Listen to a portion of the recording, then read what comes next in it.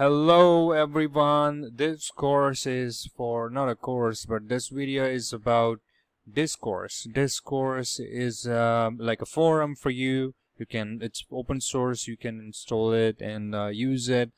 This video is specifically for a non-developer, because if you want a forum feature and you go ahead and you hire a developer, you pay hefty, like a large sum of money, and at the end of the day the person is just installing an open source software for you. So if you can just go ahead and do it yourself, I guess it's not really that difficult for a non-developer to do it, and at the same time I guess it's not really something that requires you to have a lot of technical knowledge about it. So we will go ahead and see how you can go ahead and set it up with DigitalOcean. So yeah, let's see. So this is Discourse website. We go to our DigitalOcean. If you don't have an account, you can go ahead and create your account with the link in the description. You get 100 or some coupons or some money for you to test out and see how DigitalOcean works. So DigitalOcean over here allows you to create droplets, which just basically is another word for server. So you want to create a server with Discourse in it so that you can successfully, manage it or do something with it. So basically you go to create, then create droplet, and once you do that you land on this page. You would basically see something like this at the beginning. You go ahead, you click on marketplace, and then you search Discourse. You should see that over here in the drop down. You click on this, this should be selected, and if you want to see some details about it, then you can go ahead and click on the details section, and you can see all the details on the right side about the server, its image, and what it has to offer, and what things you should be expecting. So once I click on that, we go ahead and we choose a plan. This is something that depends on how many people will be using it, depends on the traffic and all that kind of stuff. But usually for a beginner, I would suggest you go with like a $12 monthly plan, so you don't have to worry about hitting your resource limit. So you select, let's just say $6, and then for me, I'm just gonna choose that one. And basically the consumers of your services should gather data from the nearest data center. So basically that reduces the latency or the time the information is traveling from one location to another.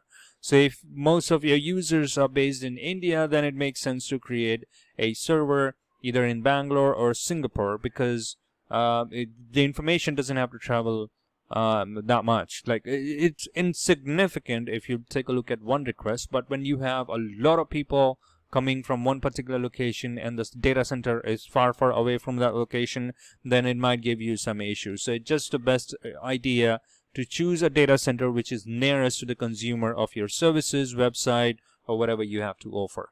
In my situation, I'm gonna go with Singapore.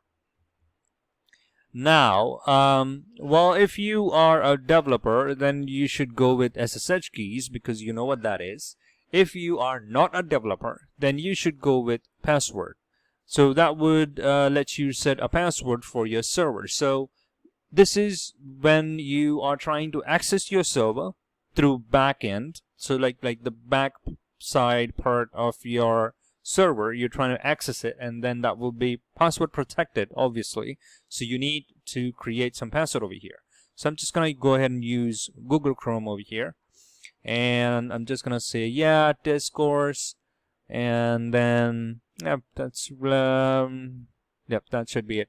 If you want backup for your server, then you can go ahead and click on this. There is 20% of the droplet. So in my case, my droplet is $5 a month, so it's gonna charge me $1 a month for that one. So you can choose, and then depending on if you want the backup enabled or not, but although it's recommended. In my case, I'm just creating this to teach you something, so I'm not gonna bother about that. So yeah, this is created, and now let's just go ahead and store this password somewhere. This would take typically somewhere between 1 to 2 minutes, and to finish this. Sometime it's done in like 30 seconds. You will be able to access your server and stuff like that. So let's just give it like a couple of seconds. Meanwhile, now the next steps for completing a Discourse installation on your server would be to have a domain. So if you do not have a domain, you should get a domain and attach it. If you have a domain, no problem. You can just point it there. So in my situation, I'm just gonna go ahead and okay, let's see. I have 2 domains which I'm not using, so one of them I'll just use for this course.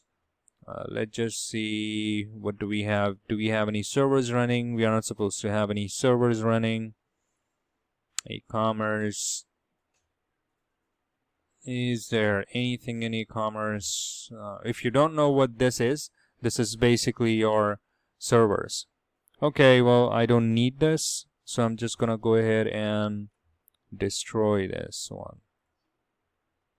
And yeah, so in networking domain, I have the domains over here. You can watch, there are many videos on YouTube about this. You can go ahead and watch how you can point your domain to Digitalocean. They will give you step-by-step instructions about that. In my situation, it's already done, so we will just fast forward to it. So you click on the domain you want to point to that Discourse server you created. So you say, well, in my case, I have this A record, so I'll just delete that one. So a @ symbol refers to the domain name. So @ over here, make sure this is A record. Then I'll select the droplet or the server, and then I'll create a record. Okay, by now my server or droplet should be ready. Yes, it is ready. There is a get started link there, which gives you step-by-step instructions on what next you're supposed to do. So what we see over here is Credential for SMTP server. So if you don't know what SMTP server is, it's just basically an email service you will use, or your system will use, to send emails. And then we have a host name, domain or subdomain. So we just did that. An email address to use Discourse admin account. Additionally, Discourse requires at least 2 GB of RAM. Yeah. Enabling HTTPS. Okay, so we'll go through all of this. So for now, what we are supposed to do, we are supposed to connect to our server.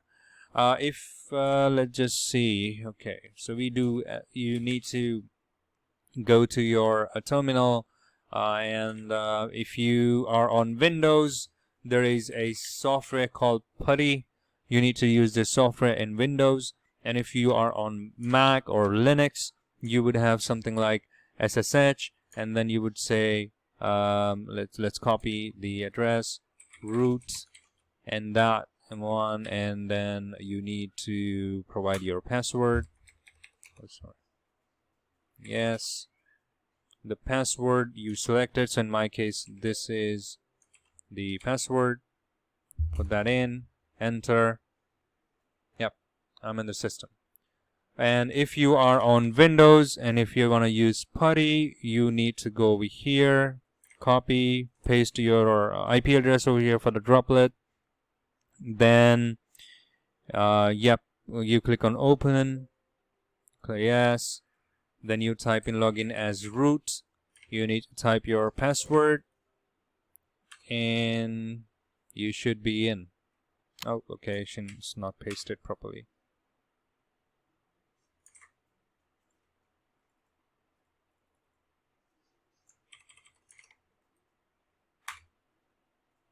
Yep, so I'm in.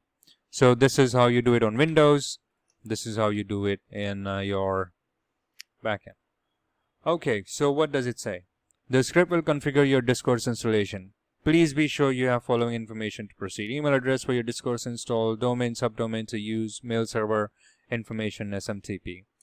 Okay, so for the test of the email, I'm going to be using Mailtrap. Mailtrap is just like a fake email service, it will not deliver to the email address you are giving it. It will just capture that email it's supposed to send, and it will show as if the email was sent to that person. So yeah, let me get the information first. So we have all of that ready. We go over here, I hit enter. Okay, this script will run on your next login.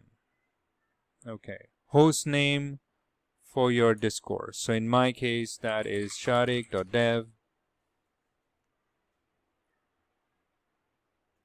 Okay, email address for the admin account. So I'm just gonna go ahead and say s.ginius, or let's just say I'll go to disposable,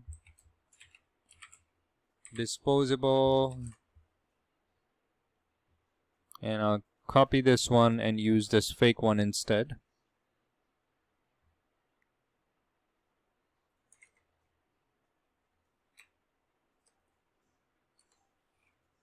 Okay, SMTP server address. Okay, we go over here, we get this.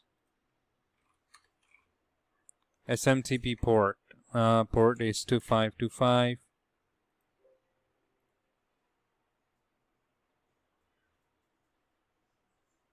Okay, SMTP username.